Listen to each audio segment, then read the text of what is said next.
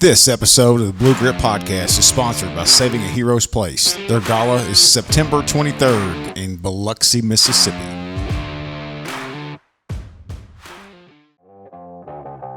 We have to have, as both sides agree, having social programs is not socialism. It's common sense. We need to put more resources into these other types of services. Eventually, we will save a bunch of money on this back end. That's right. Yeah, we are back, Blue Grit Podcast. Appreciate you guys tuning in. We got the special guest, Kevin Lawrence and Ron DeLord, back for round two. Welcome back, guys. We appreciate you guys stopping in.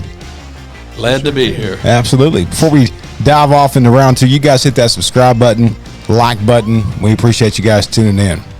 If you didn't hear the last episode, go back and watch the last episode titled "The Godfathers," and it's Kevin and Ron talking about the genesis kind of labor in Texas. Yes. Civil service in the early years, 40s and 50s, where things went and kind of leading up to where we are today. We talked about the memorial, the state memorial, talked about some of that stuff, and both of these guys are a wealth of knowledge on labor, specific, but law enforcement in Texas and across the country. My favorite part was whenever Ron and Kevin argue about where they were from, and Ron tells Kevin that he was from the rich side. Our house, Orange. Our house had a foundation, and he has his house. Yeah, his house had a foundation. That was, I'm going to clip that, and that's going to be on.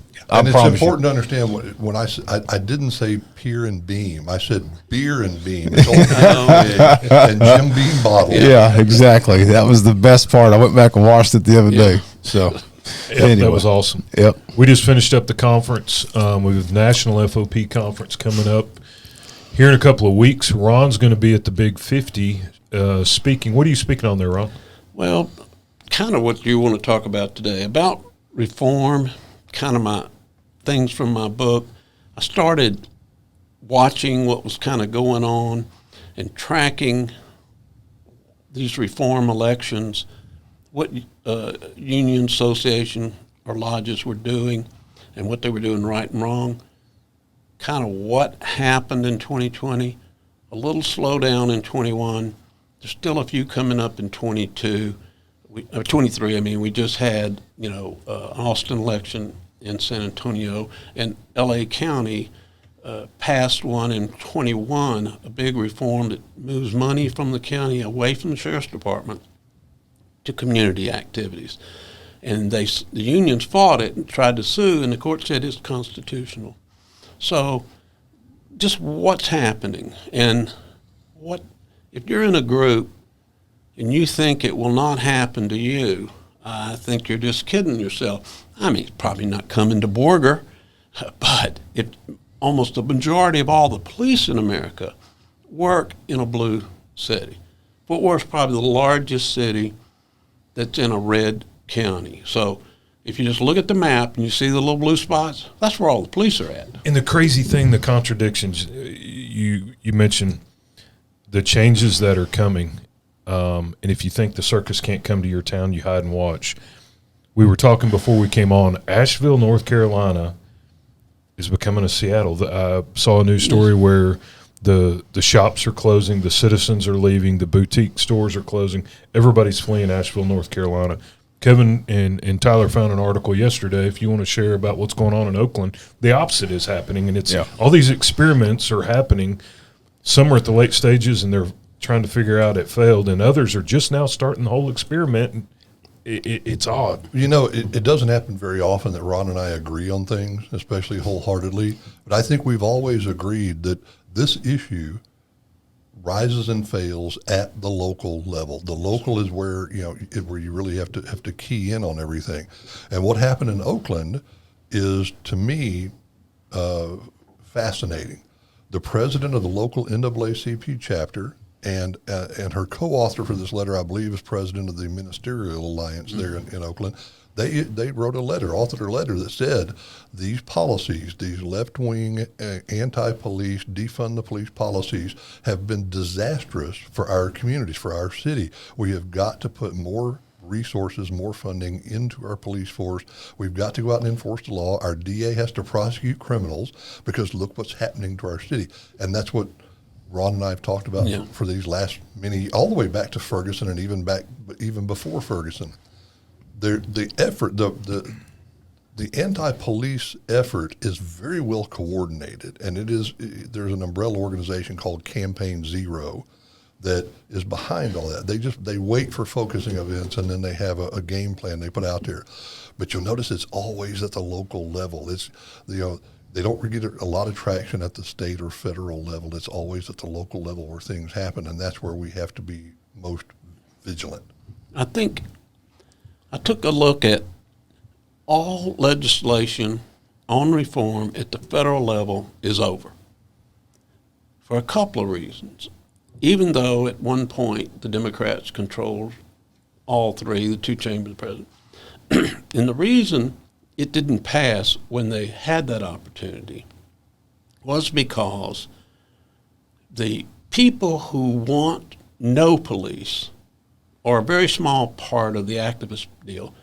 And except for a few nutcases on the far left, the moderates still have to go back and run. And so, and even President Biden, Nancy Pelosi, all said right up front, we're not taking money away from the police. We support reform, which I think is a generic term. We'd like to have a better officer. We don't know how. But so all the George Floyd Justice and Policing Act, it died. And I'll come back to that in just a second. All the states after George Floyd, 40-something states passed something. We passed something. Sandra Bland Act. So they all passed. None of them did anything. They were all, little chokeholds, de-escalation, all the things the police were doing anyway. And these things all failed and will not come back for the most part for a simple reason. In the legislative process, once they stick a name on it, they're done. See? So when you come back and they're going to be a big push to give some teeth to the George Floyd Act, and somebody goes, I thought we already passed that. Yeah, but it doesn't do anything. I thought we passed the Sandra Bland Act. Yeah, but it doesn't do anything. Oh, I'm done with that. So it gets on past. So I don't see there's a couple of spots. California, you can still get some things out of the legislature there, but most of the states have moved on. So what's left is the local. And in the local, that's where the battle is being fought, because the activists, for the most part, cannot pass a subsidy bill on the federal level. Even the most liberal states they're not passing anything there of substance. But where they can pass bills is at the local level. And so you're seeing that. And you can amend the Austin City Charter to tell your police you're not allowed to enforce marijuana laws. That's right. Tell the police you're not allowed to cooperate with the state law. That's right. You can tell your local police not to do certain things, and you can pass that in a city charter, a city ordinance election. You can't get it passed at the state or federal. No. And so all the reform movement, it's sick, but it's not dead. So part of their problem was after George Floyd, the Black Lives Matter got at least $90 million in 1 year in cash. Money corrupts, and they got corrupted by the money and the fame. Yeah. And bought houses, hired their brother, and all of a sudden Bentleys, everything. So they just burned through the money. But here's the part of the problem with charity. Everybody out there who also has reform movements by whatever name went to them and said, well, we'd like a little taste of that 90. Well, they didn't want to give it to the people who were suing the police. And even local Black Lives Matter couldn't get money, a little bit of money. So they kind of self-destructed. I mean, they're out there, and they have a lot of money. But the money and the interest kind of peaked in 20 and then started dropping. No, they're out there, but they're not driving the ship anymore. So I've told people this from about 2018, 2019, then we had George Floyd, to today, only about one police department has ever defeated a local reform. San Antonio, when they tried to take away bargaining, they won. $1 million spent by the local, $1 million spent by the actors, just in San Antonio, and that's a small media market nationwide. 3,500 people made the difference. Golly. 1,700 had changed their mind that day. They'd have lost bargaining, which they've had for 45 years. That's how close. The second election, the activists were emboldened, but they went what I call a bridge too far, because they came in with all of this pretrial release and changing the law. SAPOA, the union, went and fought it. This time, they spent, I think, over $2 million at the local level. The activists spent, I understand, $1 million something more.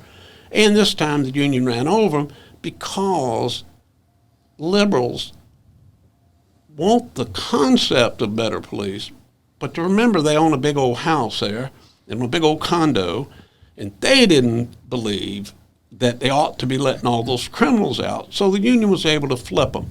That's the only two elections that I'm aware of. Everybody else, unless you can think of one, has lost. And they lost for a simple reason. If you put anything on the ballot with the word reform in it, and you're in the blue city, the union starts out trying to rally its supporters. Well, you know what the supporters for the police are in Austin? Hardcore, a couple of percent. Over on the far side, there's probably 200 or 300 people running Austin from the activist side. So in the middle is this large minority, large moderate base. And the unions don't talk to them because if you're not for us, you're against us. And they miss the deal.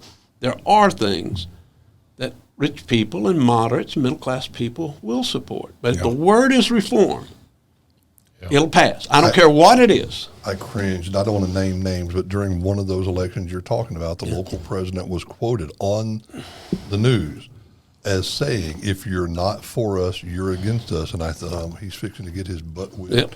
And sure enough, that's exactly what happened. You can't take that approach.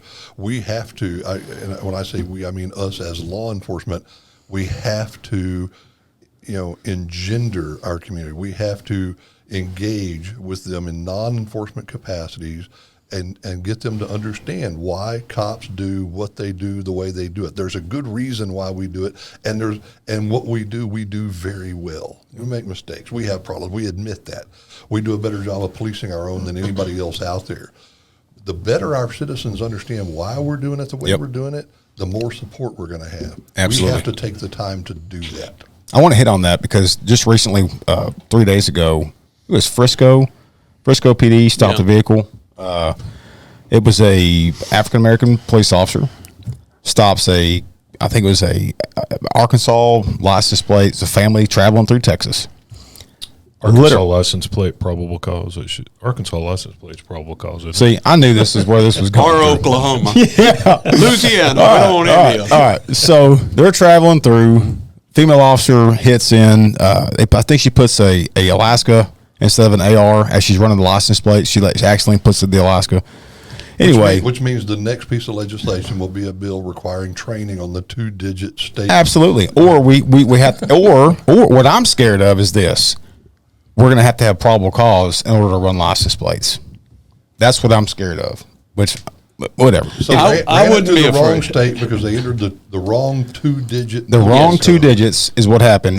Plate came back hot. That same plate number was a stolen. No, I don't think it was stolen. It came back as a hot. Be on the lookout. Is what? Okay, a is BOLO. what Something yep, like BOLO. So she does a felony stop middle of the highway, and it's a felony stop. So weapons were drawn, and she immediately admits, listen, I messed up. I'm terribly sorry what happened. Explains the entire traffic stop to the family. Now the department issues a public apology, and they demand. I think it was they're already making demands to the department, and of course CNN gets involved. So who knows what the hell's going to happen? But in my opinion, that officer immediately on the body cam, she did exactly what she was supposed to do. I couldn't ask for if I was that police chief, I commend the hell out of her because she did everything right immediately. Well, and I would take exception to that, and I think this may be a little bit of just the fact that I'm an old guy, but I'm not sure that every hot read, every stolen vehicle return mandates a felony stop procedure. I think we need to get back to the point of allowing cops to use a little bit of common sense, and I call this the binary effect. Our departments, we've adopted policies that are so cumbersome, so all-encompassing, that we've told our officers every given situation there is an if-then equation you have to apply. If this happens, you do this. If this happens, you do that. If this happens, you do that. They're not allowed to go, well, wait a minute, what if? Yeah, it's a family riding in a car. Yeah, right. With the gear in the car. Yeah, you got all the little the mother and father and little kids and the soccer balls on the back windshield. You can see kids, all the different heads in the minivan. Well, again, I would use some common sense. Well, here. but body cam can be. You can't. I have to trust the officer's eyes to see what she saw, and I have to trust them to see what happened. I do too. I think we're training our officers to automatically do felony contacts in situations that don't necessarily call for that type at that moment. Right. In that moment, yes. Right. Yeah. We have to give the officers the leeway to use good common sense, horse sense. Yes. Yeah, possible. Well, and I think even if there was just gross error on her part, the digit. We hire from the human race. Humans make errors from time to time, and until we can figure out some way to not hire humans and hire robots, there's mistakes. And Kevin's said it before, and I don't know his exact quote, but humans are flawed, and we're expected to be perfect every single time, and that's not a realistic expectation. And I don't remember if I mentioned this in the last segment, but there's a case out of North Carolina just a few years ago, went to the U.S. Supreme Court, and on an 8-1 vote, now think about that, how many 8-1 decisions do we get out of the United States Supreme Court anymore? But this was on a law enforcement traffic stop case, on a search case, and the court came back, including Justices Sotomayor and Kagan, said these officers acted reasonably. Yeah. Even though it was later proven they were wrong. Right. They were even wrong about what the law said. But in that moment, from what they knew, from their perspective, what they did was reasonable, and therefore they should be granted qualified immunity under this case. And I think that's the key to all this. We do not have a right to expect our law enforcement officers to behave perfectly, because they're human beings. I agree with that, and that was my point to telling that story, was that I think that they acted reasonably, and the fact that she admitted her fault immediately upon her noticing what happened. That was my point to that, was that she... And I'm sorry for getting off track. No, you're good. But reasonableness has to be the standard, given what that officer knew at that moment. I don't think that officer behaved unreasonably. Right. I think maybe training, we can do some better training with our officers, give them better policies to operate under. But no, I don't think the officer did anything unreasonable at all. Right. Well, let me pivot, because in that same vein, there is a disconnect between how the police are trained to act and how the public expects the police to act. Now, I think the deal is, I don't disagree, because everybody knows more about police work because we've all seen TV. And we know that's how it is. We've all seen CSI and Blue Bloods, and we know exactly how it's supposed to happen. 50 years later, I've never known a CSI ever show up at the scene of anything, and all of a sudden they're fighting terrorists. No. But, and we don't have any crime labs like that. So, but I think here's the problem from me. From the association side, is getting in a bunker. And because a group comes, not the far side, they're going to raise hell, but an issue comes up or we have an incident, the association seems to take the position that they're not going to bend an inch. And you will bend or break. And the reason they lose is when they have these things and somebody comes, we don't say, well, we agree with you. We'd like to have a better officer, and here are the things. We either don't have the resources, we're not hiring from a qualified pool. We'd love to have that, but I never get to go to training school. All of these things of which if you brought to the public many would fund and understand, because the argument is we should all want a better officer. Yep.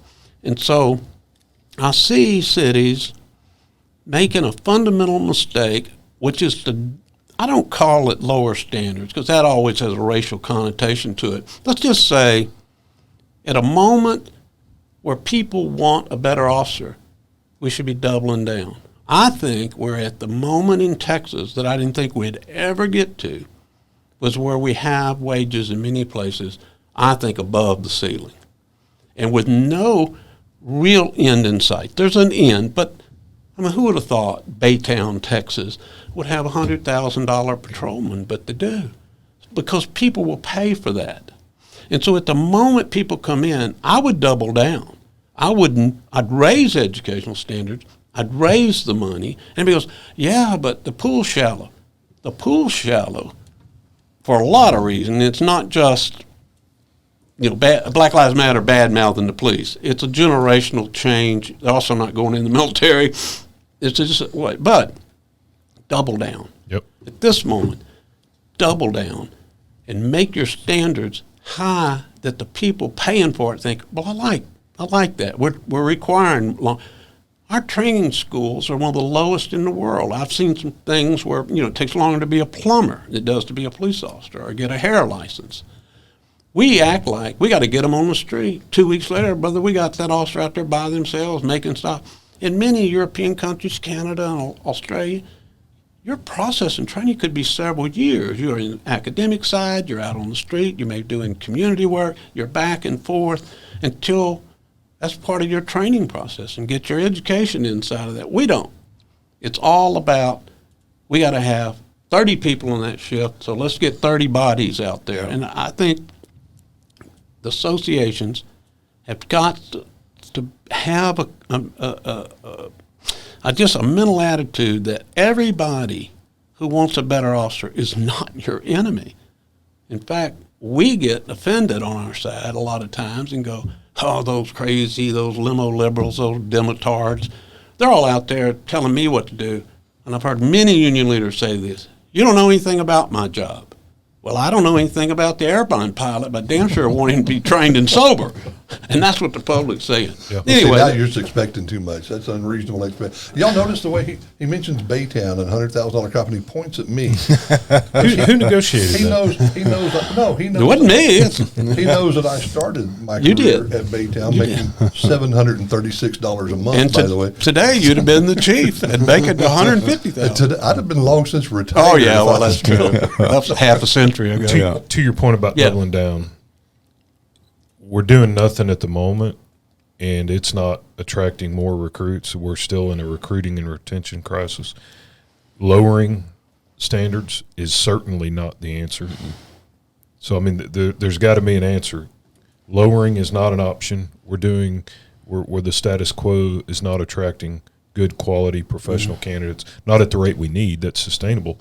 So, I mean, to your point, in citizens not understanding, years ago at Garland, we had occasional riders and came in on deep nights one night and they said, hey, Chief said you got a rider, and by the way, she hates the police. I was like, oh, that's lovely. So the lieutenant pulls me in and said, her son got arrested and she hates the police. I'm like, oh, this is going to be a great 8 hours.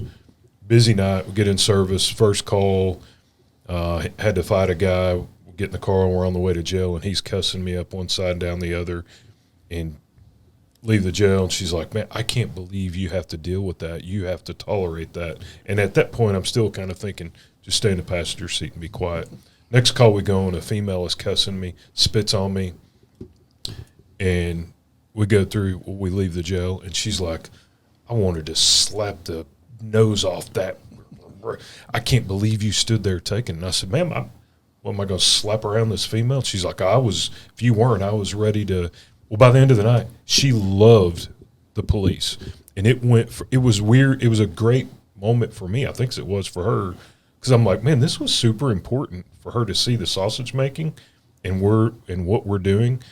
I enjoyed it, but in 8 hours, I mean, she'd gotten the Citizens Police Academy after that and loved the police. That's how we gain converts. It's how we gain ambassadors. It's how we develop the next generation of law enforcement officers. And I will say, there are agencies out there that are making these efforts, and it's about time. I know that there's like 30 or 40 cities around the country that have committed to hiring more female officers. They've committed to try and have their ranks be 30% female by the year 2030. It's a 30 by 30 30 by initiative. 30 initiative. I'm Good for them. it. Good for them, because women make up more than half of our population, but only about 10% of our cops. Which, by the way, I've always thought it's because women are smarter than men and they pick better careers than we do. But it just makes perfect sense. But let's talk about our Citizens Police Academies. Most every department of any size has one. They've at least tried it and experimented. Where do we have our Citizens Police Academy? Where do we host those classes? At the police department. At the police station or at the sheriff's department, right? Now, where do we need to be having them? In the community. Yeah, out in the community. There's a lot of people that don't want to come to the police station ever for anything. They just don't feel comfortable there. Let's go out and have them at the local community center, at the local Baptist church. Let's get out there and start encouraging people that historically are standoffish with law enforcement and let them get to know us better and see if we can't develop another pool of potential law enforcement officers right there. We were in D.C., President Tovar and I were in D.C. a while back for a national recruiting and retention meeting. And one of the things that stuck with me most when we left is Explorer programs generally start as a kid's nearing graduation. You're 17, 18. You've already kind of got an idea of, my dad owns a, pipe business. I'm going to go to work for my dad, or I'm going to the military. And one of the really broad thoughts that was discussed throughout that day from people across the country was, start identifying these kids before they're 17 years old and realize, I'm going to college, or I'm committed to play football, or whatever that may look like. Start trying to identify them in the 8th grade. Yeah. And then when they're a senior in high school and they have a co-op program, rather than letting them go mow yards, have them intern as a PSO helping at the front desk and start capturing that mind a little younger. And that was thought of all day. And I'm like, I've never thought of that. Very common in Australia. A friend of mine started at 16. And not everyone believes that you have to go to college. You can pick, the government funds you to go into apprenticeship programs, so the companies will hire you. Same thing on the police side. Another friend of mine's son's only about 19. He's already entered. Now, he may or may not be out on patrol or carrying a gun, but he's gone through the police academy, and they have programs for you to go while in school to be paid, similar to Explorers, but you're actually employed. You know why we don't do that? Well, it costs money. And Right. Secondly, they're of no value to the department until they can shag a call. Nobody looks at the front end and says, wow, there's an old Bob Bullock line that said, you want to know how many prisons to build in Texas? Well, just go down to the 9th grade and ask the teacher. She'll point them out to you, who's going to prison. So we ought to fix it there. Do a census right now. That's right. So in Australia, Yeah. how many different law enforcement training academies are there? There's 8. 8 for the entire country. For the entire continent. Yes. Well, but it's population about the same as Texas, about 30,000. Okay. 30 million, I mean. 30 million people. 8 police departments. 8 police departments.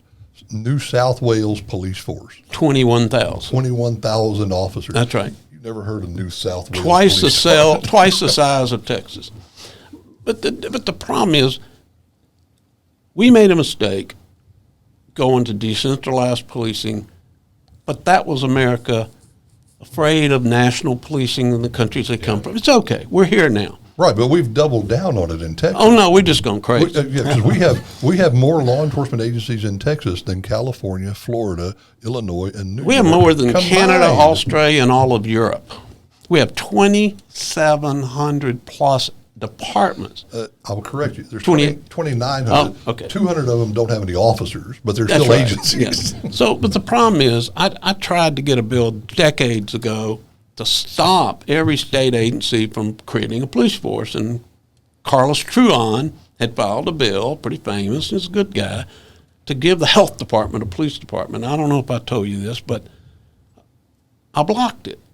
And I said, why don't if you need some police down to help, why don't you just call over at DPS, take some money out of your budget, they'll send a trooper investigate, they'll take it. Well, they need to control their police. So now, Cemetery Association can have police. We can't back it up today. It's not going to happen.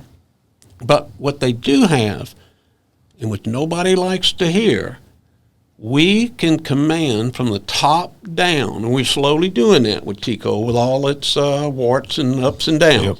We were one of the first states to go to licensing. I was an advocate for licensing when other states were advisory, fought all the chiefs, sheriffs, no. In the end, a rising tide lifts all ships. And if somebody can walk off the street and take your job like they can do to teachers and nurses and others, I could show up and teach at a high school, they give me a temporary license. Your job is worthless. So that had slowed down. It does call people to raid, which is fine because that raises salary. But we can really push down. We ought to be putting the pressure to run most of these small agencies out of business. You say, well, they got to have a city.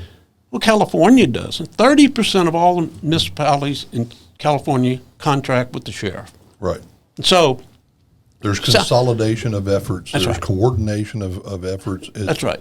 It works. It works great. And in Canada, the government came in and said, we don't need 32 police departments on Montreal Island. You're going to have your cities, but Montreal Metro will be your police. Ottawa, Peel, Niagara. The government came in.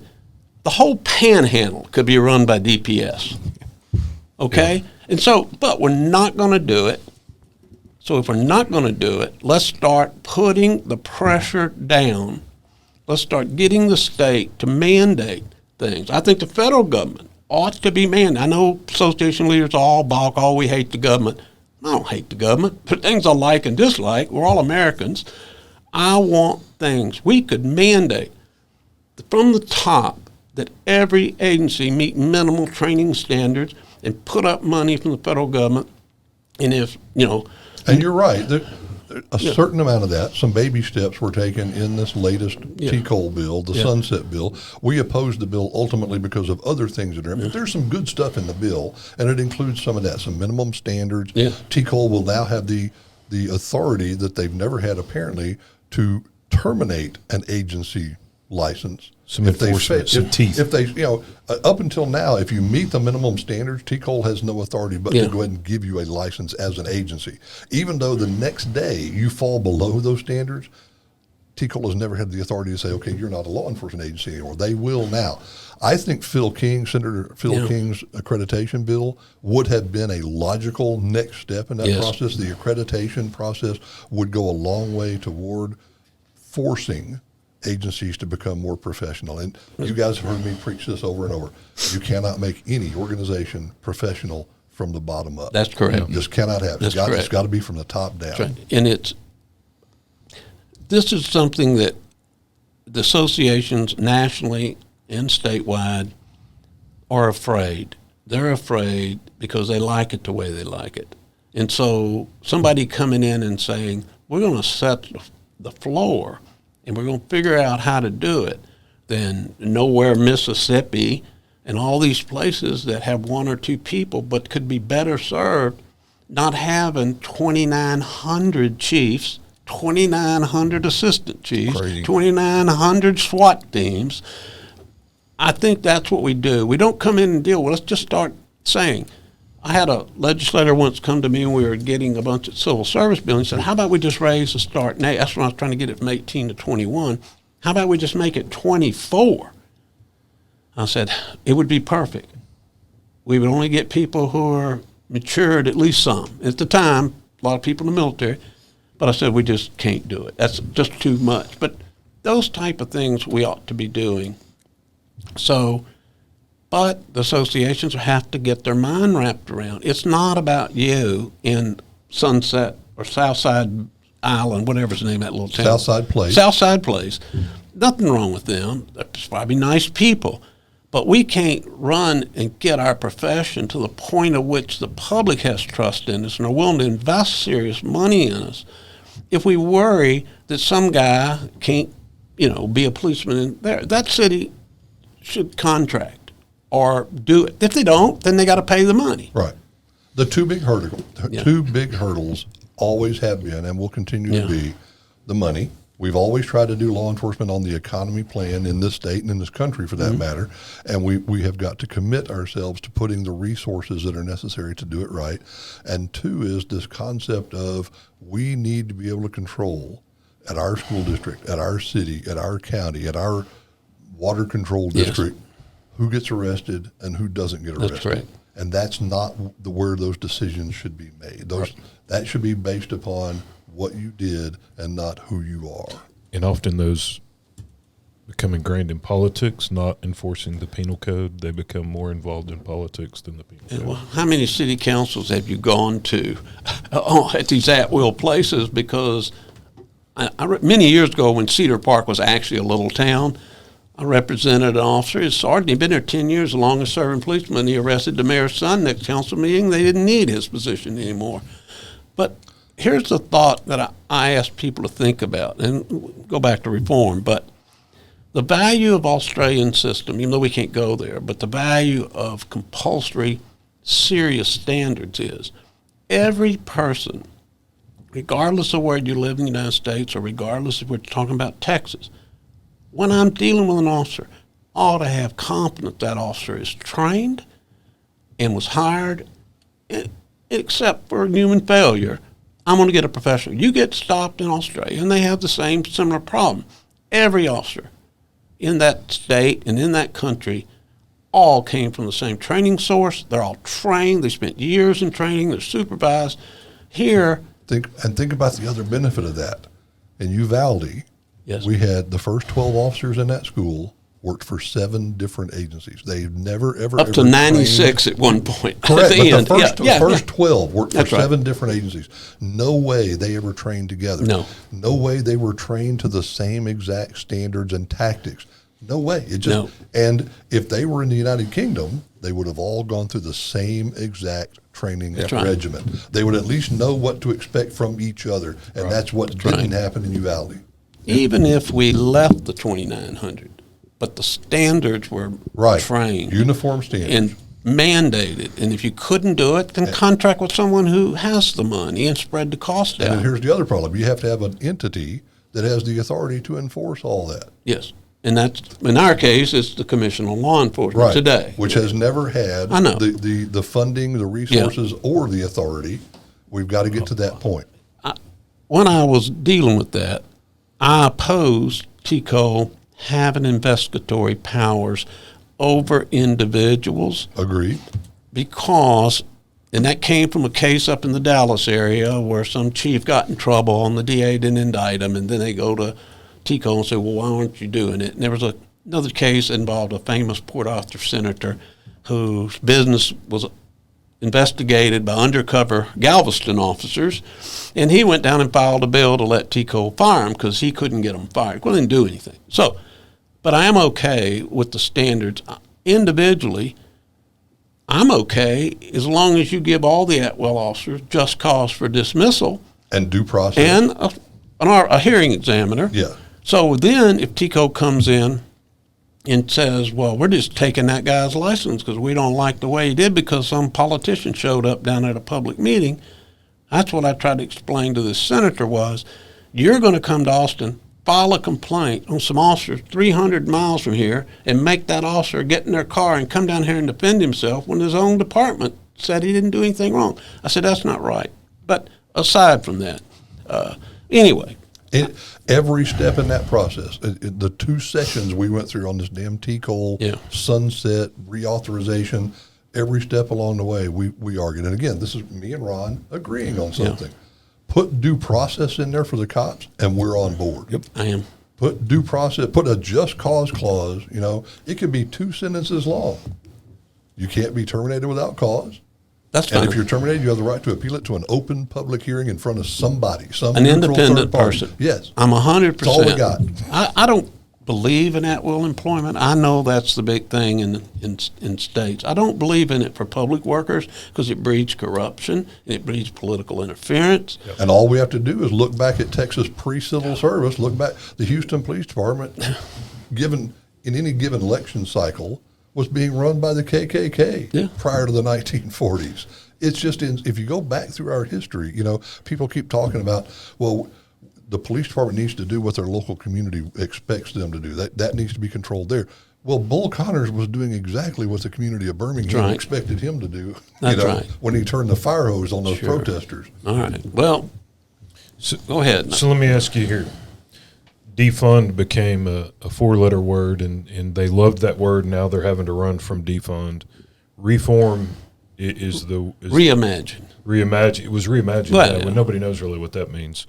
Reform is more palatable, so everybody kind of thinks reform's okay. From y'all's perspective, is Texas ahead nationally in the reform, or are we standing by about to wait and see what happens and it's going to come here? What does reform look like to you guys right now, and where we're at on that?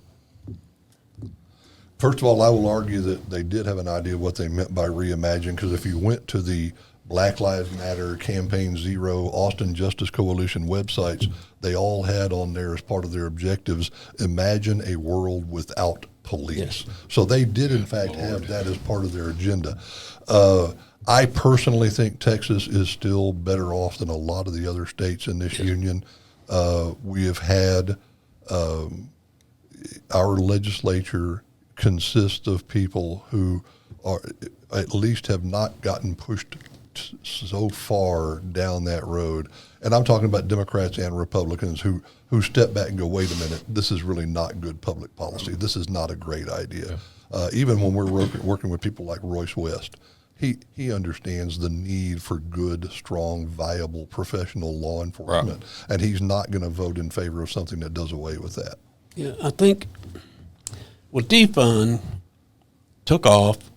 It got about 20 steps down the road, and then everybody started backing up from it.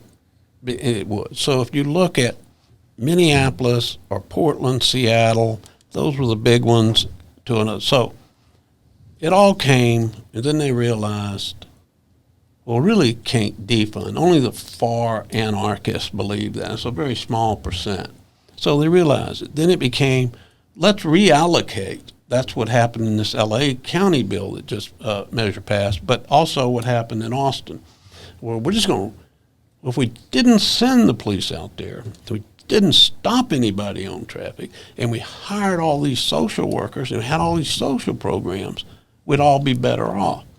Well, my answer is, when did it become either or? Was there ever a point that we didn't know we needed social services, that the police were being sent to calls? Some chief said, it's just a Christmas tree.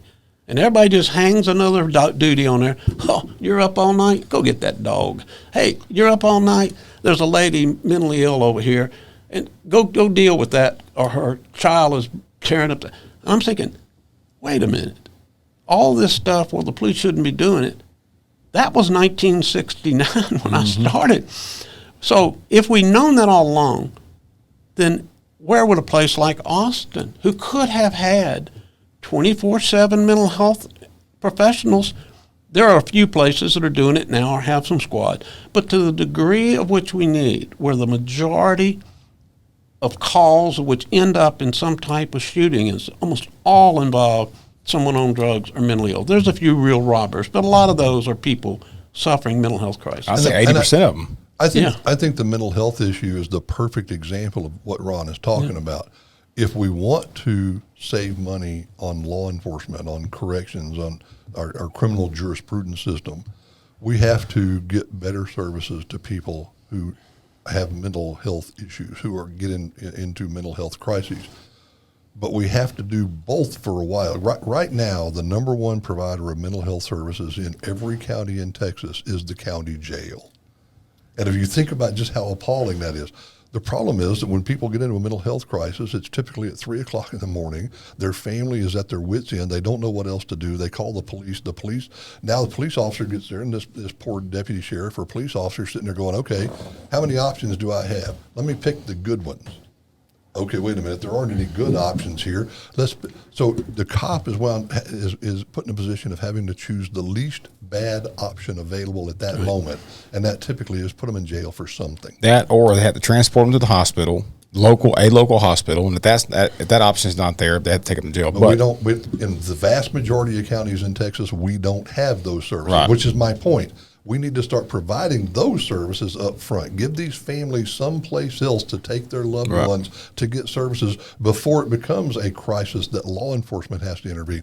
But in the meantime, we still have to have the cops out there. We still have to have the cops trained on mental health. Right. And we still have to have the county jails with the equipment to deal with all that It's stuff. not either or. In Austin, the amount of money the activists wanted from the police budget, which I want to say was $150 million or something, was exactly the amount of money they wanted to fund their organizations where they drew their paychecks. I get it. So the deal was, can I get the city to give us the $150 million? And their causes all may be valid. No, but if I take this slogan and say, why don't you give it to us and you don't have to give it to them? That was just a political move. So the question I have is, all the people ranting and raving about some of these calls, I can name one or two shootings, one here in Austin in particular, where the family had tried to get the young woman into a mental health facility. There's nowhere to go. Ever try to put someone? No, you can't. And by the time it ended up, an officer ended up having to kill her. She was about to kill someone. Now, sad all the way around. But the problem is, elected officials know this. So why don't we have it? Now, this is me, and I'll guarantee you'll disagree, but I'll tell you what I think. Let's say the right side of the political deal doesn't want to spend money on social programs. They don't see it like here. They see it as basketball or something. The left side just wants to spend it on that and doesn't want to pay for the police. What we have to have is both sides agreeing that having social programs is not socialism. It's common sense. So if you want the police, then you can have well-trained police, and we can reduce the number of contacts because many of these things can be dealt with. You might make a call. Like I think several of them recently, the police have been out there 15, 20 times. They knew this was going to end badly, but there was nowhere to send them. Yep.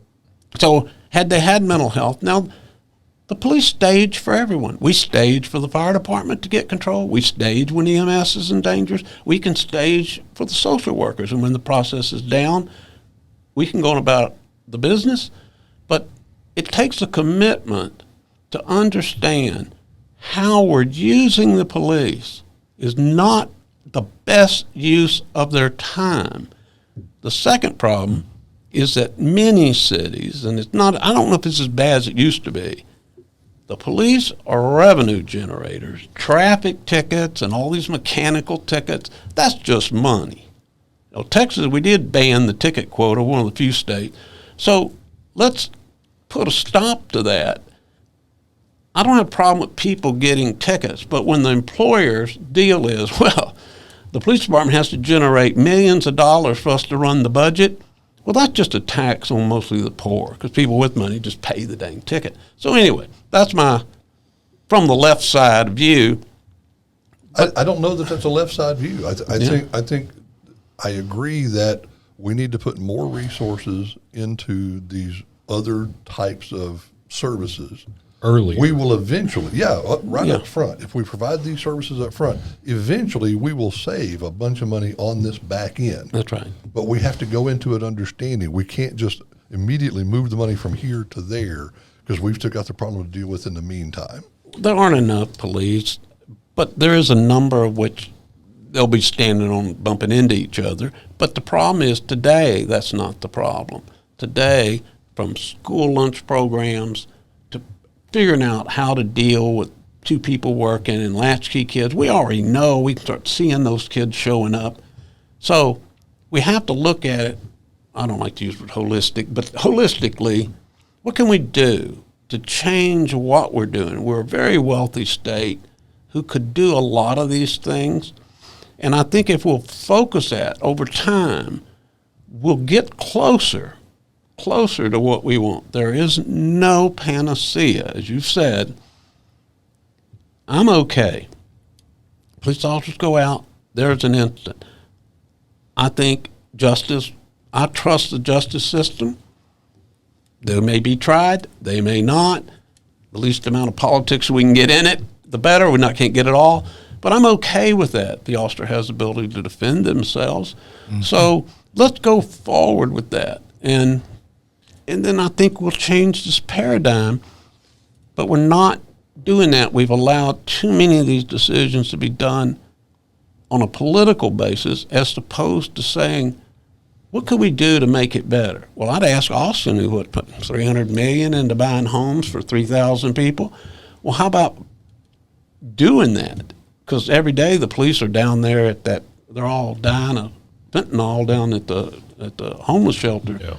Why don't we put more resources there and help out Austin police? Well, and I think to your point, the mental health, I guess in the past, some people, Kevin said, it's not a left idea. The problem is it needs to be sooner because, there was a time, not this session, last session, where, well, maybe you don't need to have pepper spray, maybe you don't need to have tasers, can't have chokeholds, can't have all this. Well, at some point you get it to where we're either fist fighting or I'm shooting you. Mm-hmm. And if you're not addressing the mental health on the early end and you only want to address it at 2:30 in the morning when he's out of control and he's got knives and he's locked in his bedroom going psycho, now you've stripped me of all my extra abilities to maybe de-escalate it. I can't fist fight a 6'3" guy with 2 knives. I got to shoot him. And it puts us in a bad spot. It puts that family in a bad spot because the minute he's shot, now they're saying, why the hell did you come here? I shouldn't have called you to come murder my kid. Yeah. We got to help the kids. We got to help. Yeah. We got to help these folks. Right, sooner. but it also feeds into the recruiting and retention crisis that we have because more and more we're trying to tell these cops, hey, you're going to get into these situations where you're in fight for your life, but you're going to have rules of engagement that the other guy doesn't have. Yep. Who wants that job? In all honesty, you cannot do that. And I think that's where it does become a political issue because if you look at, for example, the executive orders that have come out of the last 2 White Houses, mm-hmm. the ones that came out of the Republican White House were like, okay, we're going to put these limits on law enforcement unless you're already authorized to use deadly force. One that comes out of the current White House doesn't have that exception in there. So it does become a political issue at some point. It is something that we need to set. We need to quit letting it be politicized, and it needs to be focused on what is good public policy, what provides our citizens with the best chances at living in a safe community.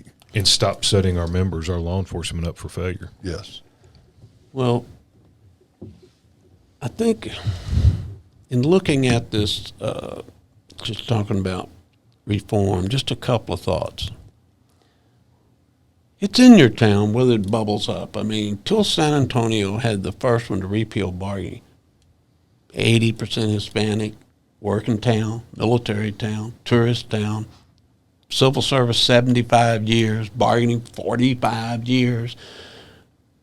All of a sudden, a woman got upset about something, and she got talking to somebody else who was upset, and they formed this, Fix San Antonio, and the next thing you know, Austin, Texas Organizing Project, gave them $500,000 to do it, and sent in the organizers from Austin because they didn't have enough activists there to do it. The town is majority minority. So they do it. The next thing you know, the union had to spend $900 and something thousand, and they got $900,000. That didn't come out of this woman and this other guy. Professional people came in. All these elections, you can go to Campaign Zero, Black Lives, they have it listed, exactly what they're going to say. So what I would ask that groups do, embrace the concept of reform. Quit arguing and getting out there when someone says, well, our police need better training. Oh, we got all the training we need. You don't know anything about my job. Come out here and work in my shoes. I would say, yes, we do need more training. In fact, we're going to asked the city to put more people in training. We've never had all the training we need. We have never, you right. touched on this earlier. The amount of hours necessary to become a licensed police officer in this state is less than half the number of hours required to become a licensed cosmetologist. That's correct. It is insane. We have never done. When have we ever mandated that cops go through regular retraining on arrest, search, and seizure law? And by the way, how often does arrest, search, and seizure law change? Every day. And it's every stinking day. There are new tactics. There's new science. There's That's new right. everything. Call it something besides reform. Call it, I don't know. Figuring out how to do it better. That's the point I was going to say when you ended. Defunded was so decisive and so divisive. Reform can mean so many different things. Yeah, call it the evolution of law enforcement if you want to. Let's continue to evolve as a career, as a profession. But let's continue. It was I'm trying to remember the Supreme Court Justice Oliver Wendell Holmes. Was he a Supreme Court Justice? Yes. He said, the law should be consistent, but it should never stand still. Yeah. And I think we can say the same thing about law enforcement agencies. We should be very consistent. We should never stand still. I would tell you, don't get caught up in the semantics. And so I've been involved with Austin, San Antonio, where they've had these, and I've been bargaining during these things. Rather than try to jump back and have a war of words, if the public is voting almost 100% for anything that says reform, then say I'm for reform. But here's the reform that we need. Start off on the same dialogue with how the public sees it, and then interpret reform to mean, from our end and the public's end, we want a better policeman. You think we nurture? And I've had officers. But the way to do that is to give those policemen better training. That's right. Better leadership, better management, better policies. That's right. But you have to, when it starts, engage from where you're at. It's devil is in the details. So I had Austin. In all of these things, our position was, even after they voted down the contract, the actress killed it in 2017. I said, when we walk out, just say, well, we're a reform. We just don't think that you're going to get there by reducing the amount of services the public gets from the police. Don't start off. See, we shouldn't be defensive. People have a right to seek the type of police they're willing to pay for. Yeah. We may disagree about Agreed. it, but I think we have to be involved in the conversation to have that conversation. That's right. Doug Griffiths from the Houston Police Officers Union, I think, made a great point. He said, when people start talking about bad policing, and if we push back, no, there is no such thing as bad policing, everybody knows we're not right. Right. Bad policing happens.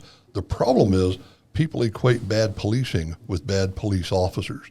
And there is a huge difference between the two. Bad policing results from a lot of different factors, bad police officers being probably one of the least of those. Bad training, bad policies, bad leadership, lack of funding, lack of resources, lack of equipment, a lot of different things that cause bad policing. We can address those, okay? But we have to engage in the dialogue with our citizens that gets them to understand it's almost never bad police officers that cause these problems. It's a myriad of other failures. Yeah. Something both of you keep repeating that I think is important. A lot of times when people call us, they're like, hey, we want you to come in and draw a line in the sand, and you just tell them it's going to be this or, screw them. And both of you have both said you have to be engaging. You have to be a part of the conversation. In the mentality that a lot of people have, that you show up and it's my way or there's no way, or we're not even going to negotiate because I know you're dead wrong and I'm dead right, so we're not even going to have a discussion. Somebody said it best, if you're not at the table, you're going to be on the menu. That's right. And if you're not engaging and you're not trying to figure out, Kevin's always wanted to sit down years ago when Kaepernick was trying to grandstand. Kevin's like, get him on, let's have a discussion. We both couldn't be any farther apart. Let's sit down and have a discussion about it. And I think the old style, or what some people expect from us, is I'm going to come in and tell you this is how it's going to be, or screw you, and we walk. You're never going to accomplish anything. And both of you who've been around forever, seen a ton, done a lot, have said you got to be engaged. You got to be open-minded. You got to sit down. You got to have dialogue. You got to be engaged. And if you're not at the table, then you're on the menu. I used to know a guy whose mantra was, drop the bomb and live in the ashes. And I think he learned over the years that you're going to spend a lot of time living in the ashes with that attitude. Well, I'm not opposed to it. I always credit Jerry Clancy, though somebody else really said it.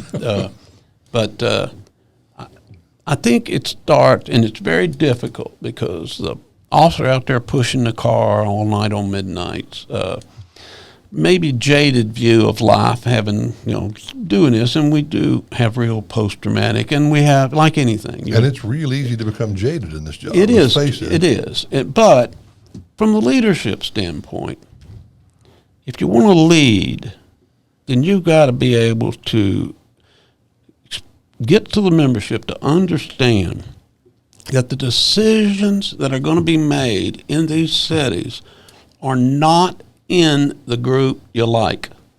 They're going to support you. They don't care what happens out there. They're for you no matter what happens. That's not your audience. You don't want to alienate, but that's a small piece. Quit worrying about what Chaz Moore says. I like Chaz as far as a conversation, but he's got an agenda. Chris Harris has an agenda. Austin Jessica, they have an agenda. But they're over here. But in this middle are about 80% of the public who are watching. And we have to understand sometimes they don't like what they saw.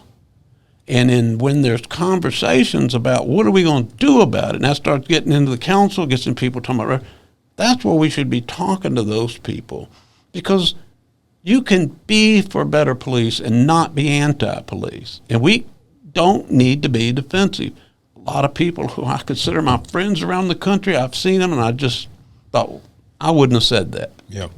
And so it's how you approach it. And very often they just don't understand why they saw what they saw. Yeah. Sometimes it's just as simple as that. Sometimes it's just as simple as explaining to them, this is why that happened the way it happened.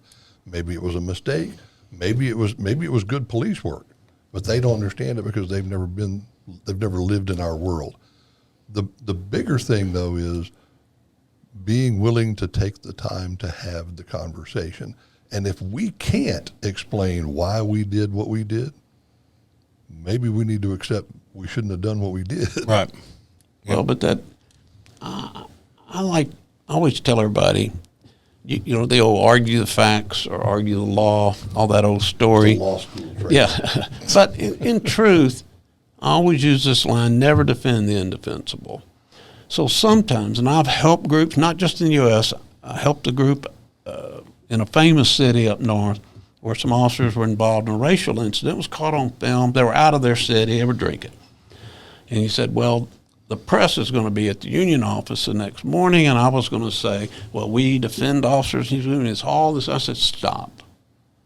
I want you to say, I can't comment on what they did because they're under investigation, but I will tell you this. This union does not support people having racial bias, and there was a minister calling for this more training, and he said, do it. I went and I looked in the paper. I took the NAACP comments, I took the mayor's comments, I took all these comments, and I put them in his press statement. Because if you say what someone already believes, they believe you. So I just took her quotes, the chief, and these officers were attacking her. I said, we don't support that. Don't speak to them. And in the end, he called and said, well, it worked. Because if you just stood there and said, well, we have to defend, they're going to get whatever they're going to get, okay, whatever the due process for the law, and they ended up getting fired, and rightly so. But from the union side, don't defend the indefensible. If you look at it and you think, that's hard to decide, well, back up and say, if someone's saying, well, we need more de-escalation training, okay, fine. I know we already do it. That's not the argument. I've had some old policemen say, quit making us go back to school. All right, do you want to lose what you got, or you want to go sit down there for 40 hours and get paid? So when I had racial cultural sensitivity and all of that with Senator West, I had more policemen come up angry because the whole state at the time, 40,000 people had to go back to school. And that was the deal. And I said, so do you want to listen to this, or do you want him to pass that bill that gets you fired? How about we just do it? So I get it. You have a constituency. We have members. But when you're at the leadership stage, these things don't happen in it. These incidents do. But what comes after it, what the council starts thinking they ought to be doing, what people are doing, you should be out advocating. Well, I wish we had somewhere to send them to mental health. I wish from the union side, we ought to be saying what the people that are listening saying, well, I agree with the association. That's what we should be having. And don't let the politician, who never allocated any money for any of this, jump out and jump on you. I'm sorry, go ahead. No, I was just going to say it also, what you touch on this point, we need to manage expectations amongst our own members. Our members need to understand our objective when it talks to their due process is not to get their jobs back for them. It's not to get them out from under a suspension or any kind of discipline. It is to get them a fair shake. That's it. Sometimes fair means you get fired. Sometimes we do things that justify us being fired, and we should stay fired. Sometimes it justifies us being suspended for an amount of time. Sometimes it justifies retraining or reprimands or whatever. But all we should be offering is we're going to get you a fair shake. We're going to get you a fair hearing and a fair discipline, which might include termination. That's just a fact of life. So we have to manage expectations of our members. We have to make them understand why from a public standpoint, we have to advocate for the process, right. Due process, not for them. Apolitical. Yes. We can't really, but we advocate. But I've counseled in yourself too over 50 years, so many people who made mistakes, both just goofing up, poorly trained, or had mean-spirited or illegal intent. And some deputy called me. It was down in South Texas, and I don't know how he got my name, but somebody said, well, call him. He calls me like I'm going to jump up and defend him. He told me what he did, and he got fired, and he was an at-will job. And he said, well, now I'm having trouble. I can't get licensed. I said, well, let me ask you this. What were they paying you down there? It was nothing. I said, well, let me ask you this. How old are you? 20-something. I said, this is a learning moment. You're never going to be a police officer in the state of Texas again, probably nowhere else, because it involved hitting a prisoner or something like that. He wasn't arrested, but he was fired, and it's on his record. I said, how about you just go on with your life? They don't care most places. No one's going to look. You worked at some dinky sheriff's department, and you got fired, arguing with a prisoner, just whatever you want to say. But you're not coming back. And there's nothing I can do, any lawyer can do, any association can do. Sometimes you just have to know that we make mistakes in life, and sometimes they're harsh. I mean, we've got members in prison. So I guess, just whatever the circle back to this whole issue is, don't get haughty. Power always comes and goes. And the upside of a police association, no matter where you're at, you're the biggest fish in town. If you're in Trinity, Texas, I guarantee you're the biggest piece of any budget. They make television shows about you. Yeah, it was bad. But you're the biggest fish. So you may be weak, and there may be times you don't have the support in votes. But the nice thing about where you're at is you're always still there. You are a concern to the public. You're their biggest investment, and you can rebuild that. So don't worry about it. Well, council didn't support us. Well, be smart. Be engaged, Kevin said, and be willing to look at things as the people that in your mind say, well, I'm not agree with those liberals over there. Well, if you're in a big blue city, they're going to make the decision for you. Yeah, that's all you got. That is it. I looked at every election, from 2018 all the way to 2022. Not one group had any supporters. Not the AFL, they were on the other side. Teachers, they're on the other side. All the people. Every once in a while you might find a Republican congressman will say, oh, I'm with the police. But all these cases, it's the Association Against this reform, which is a huge coalition. Hell, the Sierra Club came out against Austin police. I mean, I thought they were for clean water, Next thing you know, they're out here in San Antonio, on the east side, let's keep the Snell order. Oh, they're against bargaining? How did they get in this? They're in it. So it's going to cost you a lot of money. It's serious business, and you have few friends. But you have an opportunity to have friends if you don't hate the people who are going to make the decision. Otherwise, stay over in your bunker. Well, and let's face it, if you're going to be a cop, if you're going to be a good cop, Yeah. you have to believe, you have to truly believe deep in your heart, the mantra is to protect and to serve. Those are the people you're trying to protect and to serve. Yes. Why would you not want to be friends with them? Yeah. Well, you think that because they won't change. Otherwise, they're not worth protecting and serving, and it's time to get out of the business anyway. Nobody wants change. Every guy on midnight, I always tell people don't do anything. That's because you like it the way you like it, but that ain't what's going to happen. Yeah, but we don't like it the way it is either. No, well, we all know. So I think basically it's a separation from what the members believe and see. And association leadership over here has to live in this pond of blue of how the association looks and builds friendships. You mentioned it earlier. We've got citizens out there, more and more citizens. Their expectations of us are completely different than the way we're training our officers, and we need to find a way to reconcile the two. There was a case in Virginia a few years ago that's really hit home for me, where people were looking at the same exact video, and these witnesses are saying, he didn't do anything wrong. He didn't do anything wrong. I don't know why the police were arresting him. And the video clearly shows this guy pulling away from the police and fighting with, and the cops are like, he's resisting arrest. We're overcoming the resistance. And these witnesses are saying, well, yeah, he did that, but he didn't do anything wrong. You know, they've got a different view. And these are the people that are now getting elected to city councils and commissioners courts and Congress and to judgeships and as DAs. And we'd better find a way to reconcile those two things, or it's going to continue getting worse. That's right. I don't never wrestle with a pig. You just get dirty and the pig likes it. I avoid, and I'm pretty, probably left of center would be my statement. I don't try to deal over there with people of which believe in chaos or anarchy. I don't. But what we miss is all these people that would enjoy you speaking to them. Police unions live in this little bunker. They don't help anybody. If you're not, it's not for us. We don't care. And I think I see more and more groups reaching out.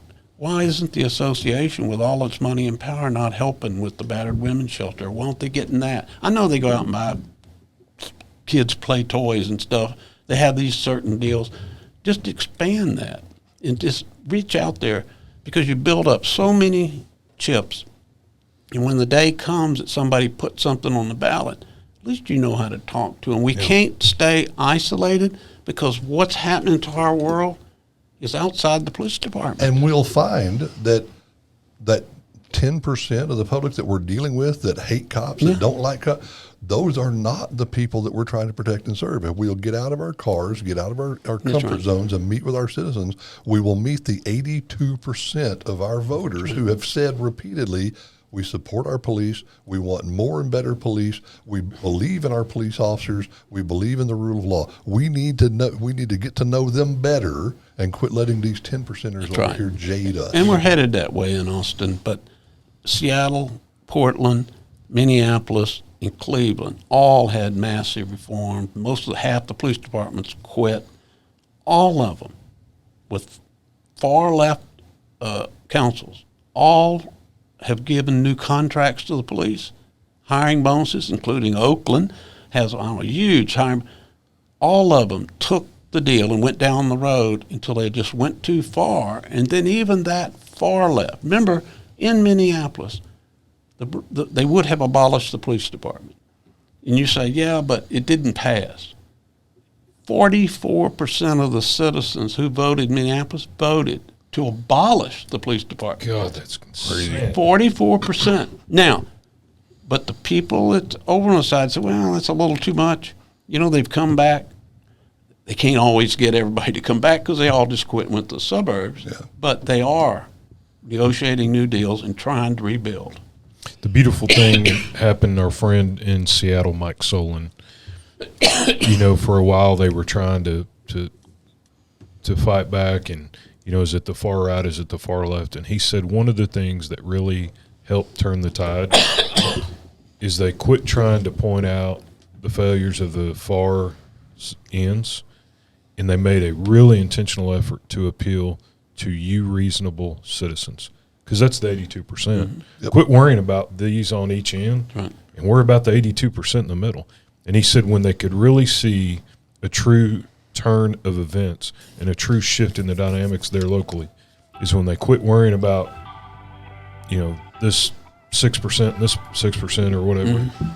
Worry about their and they were very intentional in using you reasonable citizens. This is what we appreciate you reasonable, because everybody wants to be a reasonable citizen. Yeah. And he said they could literally see a sudden shift there on the ground. I thought, man, that's pretty profound. Yep. And you tell them this is what this policy means, and this is what this policy means. Is that really what you want?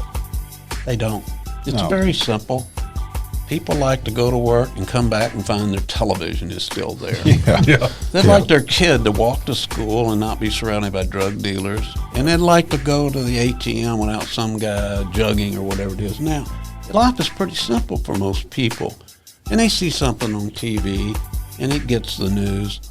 But at the same time, if they see their police is training, working better, trying, not fighting, I think you're going to see it. And I think Mike in Seattle, the different presidents in Minneapolis and others, they're all saying, look, here are the consequences. But we're here, and we want to work, and we want to protect your property and your life. Well, I think we've started a segment of the Godfathers that's going to be pretty regularly, but we did not. I don't think we covered everything, especially with the many years that you guys have had in law enforcement. Yeah, we still haven't gotten to the rogue DAs and their social engineering project. Yeah. I want a part 3. I want DAs, where the funding on these extreme DAs are coming from. Unions specific. We kind of talked about reform, but unions and how unions are shifting in the political landscape that unions are facing. Texas and nationally, where maybe you guys see that headed. There's still some topics that y'all's institutional knowledge on this, I think. Just put on that list. Put on that list. Put on that list. You're going to come back for round 3. I'll come back. If I'm still alive. At my age, you don't know. Oh, shit. I bought green bananas today. I can't wait for them to ripen.